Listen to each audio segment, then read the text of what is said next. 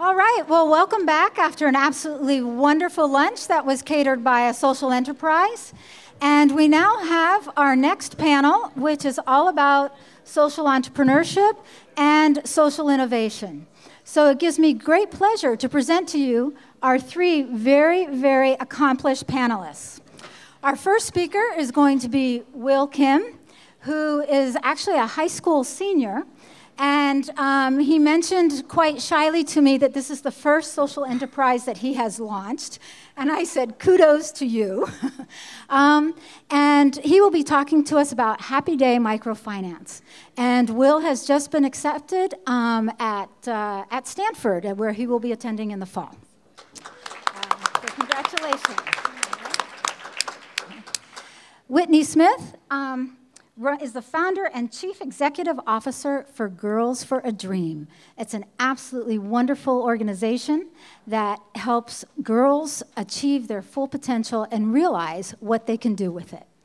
And our third, but not least speaker is Chris Richardson, who is from Street Teams, and he's their director of operations, so he can be telling us exactly how it works in terms of helping the homeless off the streets and becoming productive.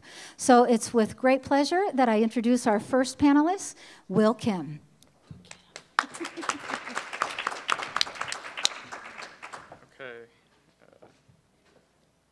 Okay, so hi, I'm Will Kim. I just got my wisdom teeth pulled out, so I'm a little funny looking, and I'm talking funny too, so please bear with me. I'm going to start off with some background information on myself. I was born in the summer of '94 in the Bay Area, and I was raised in the Bay Area. I'm a senior at Mission San Jose High School, and as she recently noted, I was accepted into Stanford class of 2016. So, Happy Day Microfunds, which is the first organization that I founded, is a microlending institution, and it's a microlending institution for youth, run by youth, and it's basically made for teenagers who have cool ideas, but perhaps not the funding to pursue these ideas. And so we microlend anywhere from $50 to $1,000 to young entrepreneurs, and it's for generally microlending institutions only microlend to adults because they're more responsible, they're less risky, and there's nothing to worry about when you're microlending to adults. But when you're microlending to teenagers, it's a lot more. You're inviting a whole host of new problems. But I knew that as a teenager myself, that other entrepreneurs around there who were teenagers and excited in starting their own ventures. So I thought, well, I'm sure there's the same number of entrepreneurs in lower income areas, but who don't have the same access to capital.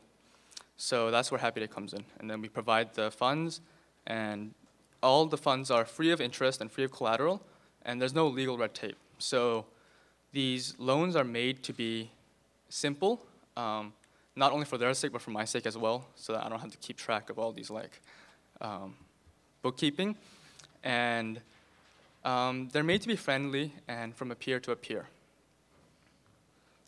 So now I just want to share some moments I've had the privilege of experiencing in my time with Happy Day Microfunds. Perfect, okay. So the first entrepreneur is Erica Simmons.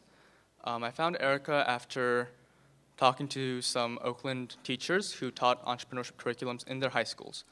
A lot of them were kind of apathetic, and they didn't want to talk about money to this high school boy talking about like micro-lending money to all these students of theirs.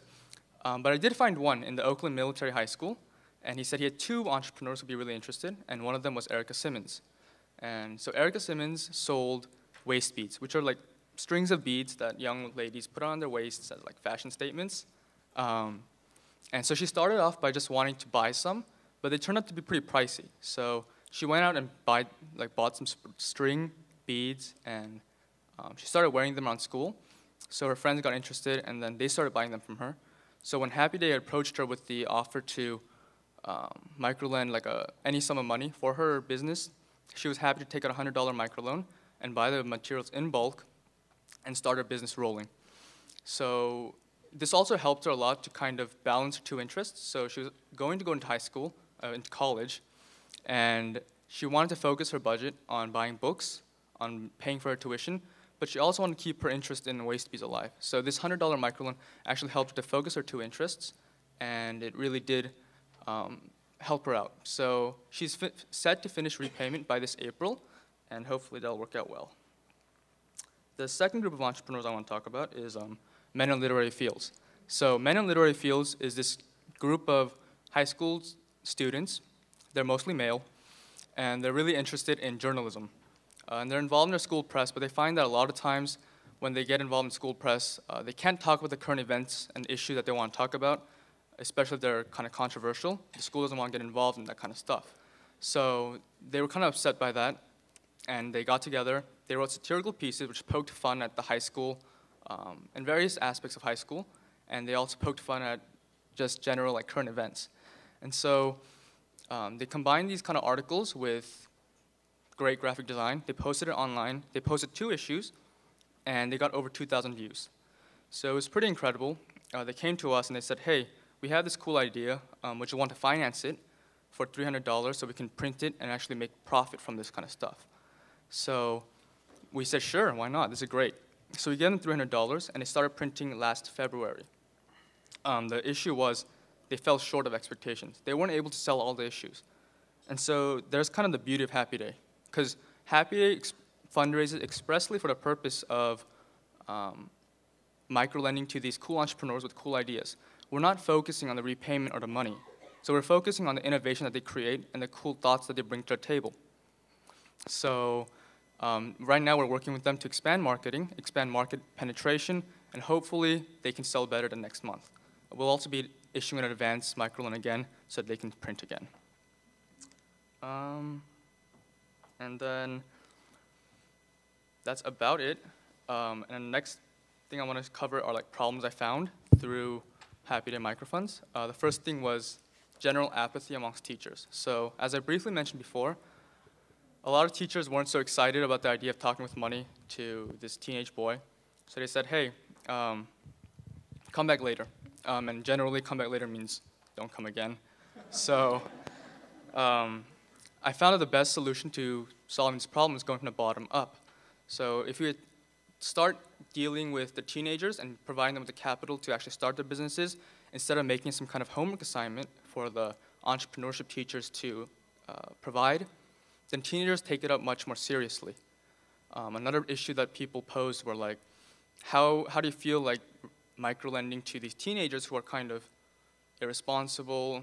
They might run away with your money. But I found that actually all these entrepreneurs were really cautious about how they spent their money. These ventures that they were proposing were their own babies. Like they actually wanted them to do well. So they don't run away with the money. So then the next issue is how do we actually approach these teenagers and how do we get them to do some big things for other organizations as well as their own organization? And I found that a big way of doing that is to whittle down your cause, simplify it, and then provide the means of supporting your cause. So Happy Day, for example, gets money for our entrepreneurs by fundraising through sports competitions, and we ask high school students to participate in these sports competitions for $3 or $5 entry fees. And we say the cause is generally so that we can microlend to other teenagers your age who have cool ideas but perhaps not the funding. Would you like to join our cause, and would you like to play in these sports competitions, which also have a small cash prize for the winners? And this works remarkably well. Another example I had was Kony 2012, and you may have heard of this. It's a video campaign launched by Invisible Children, and it just calls for the arrest of Joseph Kony, who is the rebel leader in Africa, and he is basically employing children soldiers and propagating sex trafficking. And whether you like Invisible Children or not, the video itself was an incredible advertising campaign. They received from 8 views to 8 million views in the course of 1 week, and all the items that they sold were completely sold out. And the way they did this was they simplified the cause. They said Joseph Kony is a leader of a terrible rebel group in Africa, and now whether you say it's like terrible or not, that's not the issue. It's they actually simplified the cause, and then they said, buy our products, share this video, and make sure that the word goes out. And the word did go out. So if you target youth and you say the cause is this, and you make it really simple, and perhaps almost in the fear of oversimplifying, but you make it simple, and you provide the means of supporting this cause, you can actually create some great change. And finally, the two lessons I've learned, we need to eliminate the fear of failure, and we need to make sure that we provide the sovereignty to teenagers to create some big change. So a lot of times, big organizations like to incorporate youth into their programs, but they don't really allow for the youth to create any kind of lasting change. So perhaps a good rule of thumb would be for youth-related programs, you provide them with general sovereignty, and then you provide them with some kind of infrastructure as they go along. This helps to make sure that some teens will come up with some great ideas, and they're not stifled by just purely infrastructure and bureaucracy. And that is basically my presentation. That'll conclude it, and I'd like to thank you all so much for listening.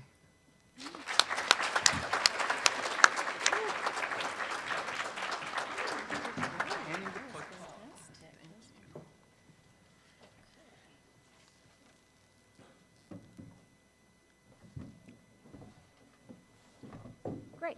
Whoops, sorry about this.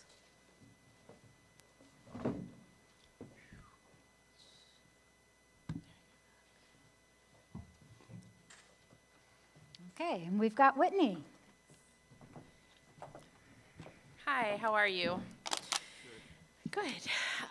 Thank you so much for having me speak. This is one of the things I most love to speak about, which is all the things I've learned and done wrong, as well as sometimes right in creating a social venture. I started Girls for a Change 12 years ago in the Silicon Valley. I consider us a Silicon Valley startup.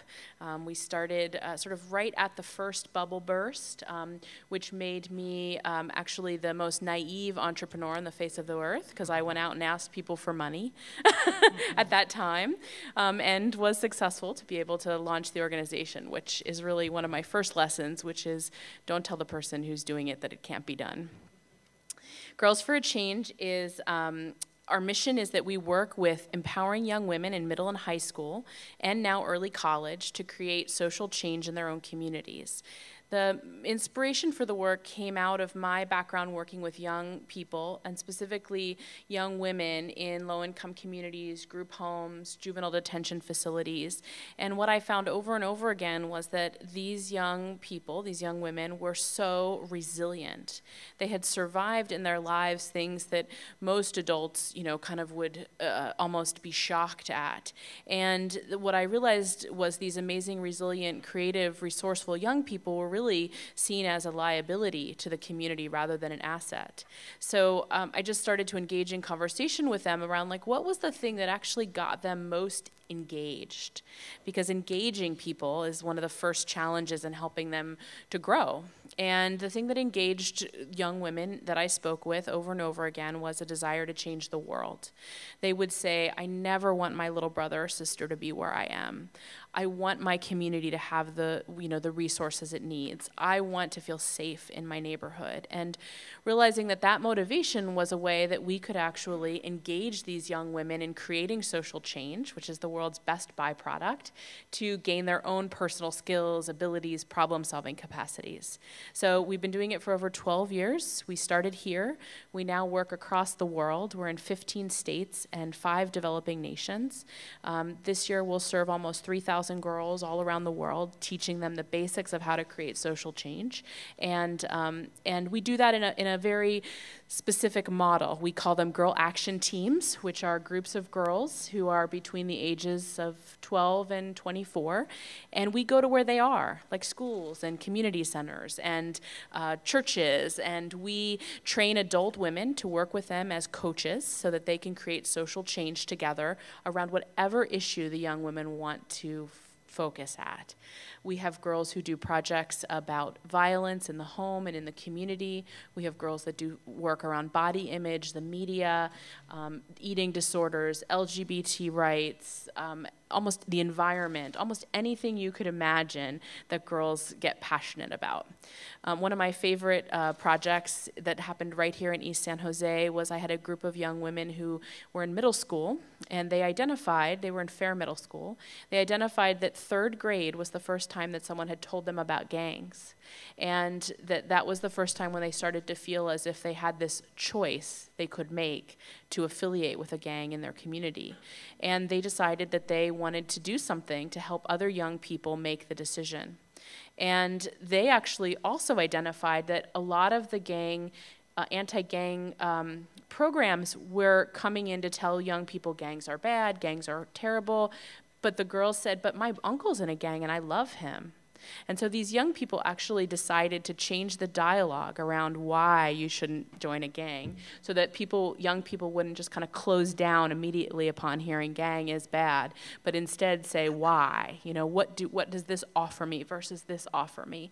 And so they actually went and spoke to 3rd graders all across the school district that they were in. They appeared on the news very bravely to talk in their community, and these girls made a big impact in the lives of these young people and also in their own lives. You can never take away from someone the act of creating change. So just to give you an idea of some of the key innovations or key things that I feel like I've been through in my process of founding and moving my venture forward. When we first started, we really didn't just want to be any youth development organization. We really wanted to be about transforming how we develop young people, and also how we look at young people as creative, resourceful, whole, and as William so eloquently said, not just kind of stamping that there are young people engaged, but that really young people are truly engaged. That we also are really engaging in the conversation around evaluation, because for most social ventures and youth development, there's a lot of pressure to evaluate your program. How is your program doing? And so we very early have dedicated a great deal of time, fundraising, and resources towards evaluating our work, and that has been one of the things that has helped us, I believe, grow to where we've grown. We do engage youth at all levels of the organization. We have 5 voting girl board members who vote on everything from my compensation to, what the logo looks like, or what our finances look like, and is our audit approved or not. So these young people participate fully, and they are incredibly smart and some of my most difficult board members. They ask me the hardest questions all the time, and are often, so passionately dedicated to our mission because they've participated in the program that they really challenge some of the thinking we have at the table at being a little bit farther away from the work we do. I also focused on not only building the organization around the mission, but also field building, and this is in the women and girls space. So early on, just really trying to sit at all the tables that were happening locally as well as nationally and now internationally around women and girls, because establishing expertise in the field, it's been amazing. It's allowed us to build our networks and grow our funding. And then also taking intentional risk. Early on, realizing that goes hand in hand with starting a social venture, is that you're going to be taking intentional risk over and over and over again, and you have to really steel yourself to be ready to do that, and not every time you push up against that, feel like you're gonna pretty much pass out. Some key learnings and pitfalls. We've learned that, and this first line is actually missing a word, engaged, value-driven partnership. We created a lot of partnerships in our 12 years. Many in the beginning were both not engaged and not values-driven, and that really creates partnership sort of failure destined, because you need to have a shared set of values with people who are giving you money, people who are partnering with you to administrate your program, and that you're more powerful through partnership. Talent acquisition, I really underestimated how hard it was going to be to find talent, to be entrepreneurial, as well as work in the nonprofit social venture space. They're 2 different skill sets. Most NGOs that are maybe operating in a little bit more of a traditional model don't necessarily need entrepreneurial employees as much as they need experts in the field. We've needed both, and so that's one of the things that we've really redesigned our whole organization because of the difficulty in finding talent. Personal mastery. I just, as a personal leader, I tell this to people all the time.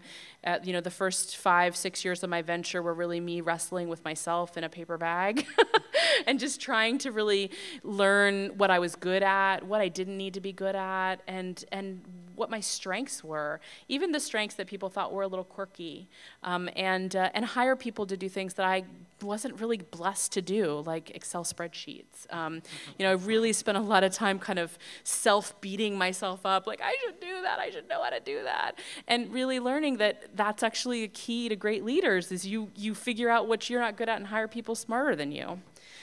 Revenue generation as a nonprofit entity, we've just started to more aggressively look at how to generate revenue in a variety of different ways, not just through traditional fundraising. The future is changing dramatically in the fundraising world, and it's so important to be looking at revenue generation as early as you can. And also the kitchen cabinet. I created a kitchen cabinet of men and women who were important to me, who had made change in my life, who I could just say to them, can I call you up at 11 o'clock at night and have you as an advisor? Because as the leader of a venture, you don't have that. You know, you have your board, and they can be very wonderful, and many of my kitchen cabinet members have been board members, but you also need somebody you can be really vulnerable with at all times, and you need people who are gonna challenge you and know you very well. So creating a kitchen cabinet. So those are some of my things, and that's all I have. Thank you. Richardson, I'm the Director of Program Operations. I'll start off with a little bit about me first off. I was working in sales a couple years ago at a college, and basically my mom, who was running this small little nonprofit, said, you know, I helped you out with a big chunk of college, the least you could do is help me with some grants. Started writing grants, and she basically gave me the ultimatum, you can start doubling your rent or come work for me. So 2.5 years later, here I am. My mom's been my baseball coach, my mom, now my boss, so I've been taking orders from her my whole life. Anyways, yeah, I'm sure it doesn't. Anyways, she said this a while back. About what we do with homeless folks. Our goal is to make homeless folks part of the solution to homelessness itself, while restoring each team member's dignity after years of being marginalized. Now that's, it's pretty hokey, and it's pretty lofty, and it doesn't really say much, but we like to think that we do that every single day, and so I'm here to tell you a little bit about how. Downtown Streets team is an organization where homeless folks get out and sweep the streets at its core, really. They get compensated with services such as case management, housing placement. They even receive food and housing vouchers for doing this. And the idea is if they're receiving these services, getting housed, getting jobs, then they're no longer panhandling. And it's a different path than the old school soup kitchen, the old school shelter, which, as we can see, just go down the street here, isn't really cutting it. We like to think that we really empower these folks and change them, not just turn them from homeless to housed, but actually change their perception, restore the hope that's been lost after years of being looked down upon, sleeping outside, that type of thing. We started off focusing on jobs, jobs, jobs, jobs, jobs. If someone gets a job, they can afford a house, and the problem is solved. And there's not too many organizations that focus on jobs first. There's a couple. Goodwill, for example. I know we have a Goodwill representative, hi Trish, as well. But most agencies don't focus on jobs. We found out pretty early on that it's kind of hard to keep a job if you don't have a place to call home. So we pretty early on relied heavily on our partners for jobs, and now we're doing that, or excuse me, for housing, and we're doing that ourselves now. The interesting thing about our program is that we run it like a business, like a janitorial business, like a public works department. The team members run the program. Every week we have what we call success team meetings, and it's run in a big board meeting format. Instead of us lecturing to people or standing up in front of them with everybody staring, like now we actually run it like a board meeting, and everybody has a say in how the programs run, what can be improved upon, and that type of thing. And we run it as if it was a company. And we treat these people as if they're employees who deserve our respect. And it's really great when you treat someone with respect and you expect things of them, they'll start delivering. They'll start changing the way they think of themselves as well. We started off 2005, late 2005, with about 4 team members and $25,000. We're up to over 70 team members in Santa Clara County alone.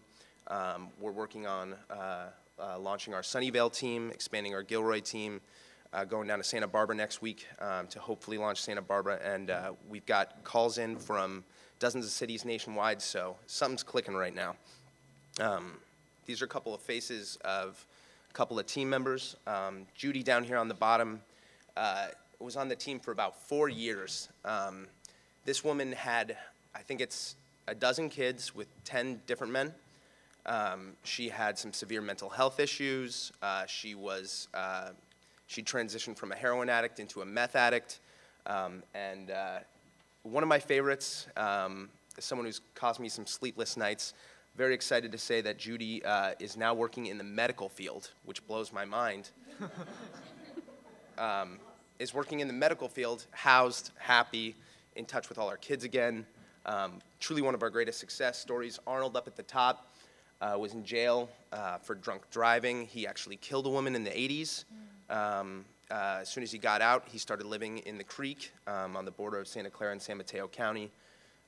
Meth addict, glad to say that he's housed and working as well.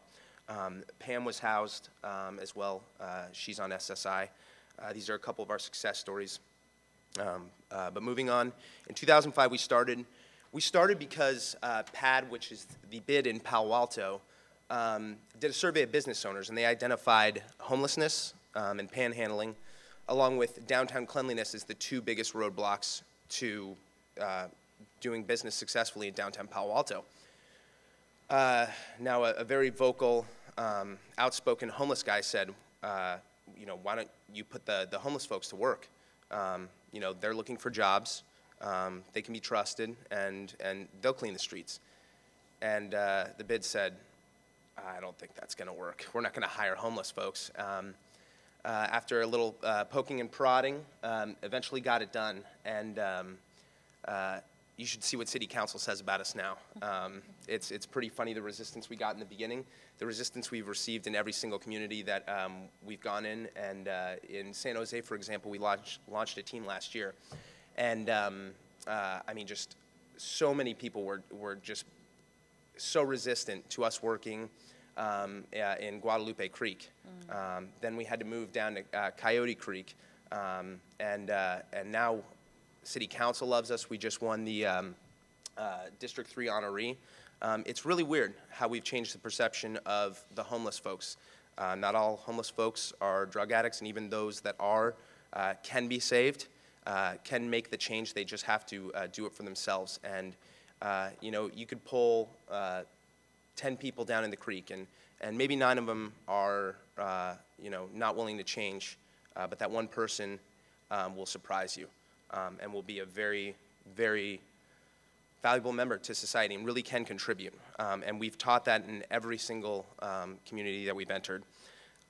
One thing that's very interesting is almost 70% of our funding comes from our contracts with cities, with we have some janitorial contracts with even corporate businesses. So when I say that homeless folks are really part of the solution and not part of the problem, it's hokey again, but it's true. It's 70% true. For our organization, 70% of our funding comes from these guys working their tails off for services, which is truly unbelievable. Like I said, we run it like a business. You'll see Evan here.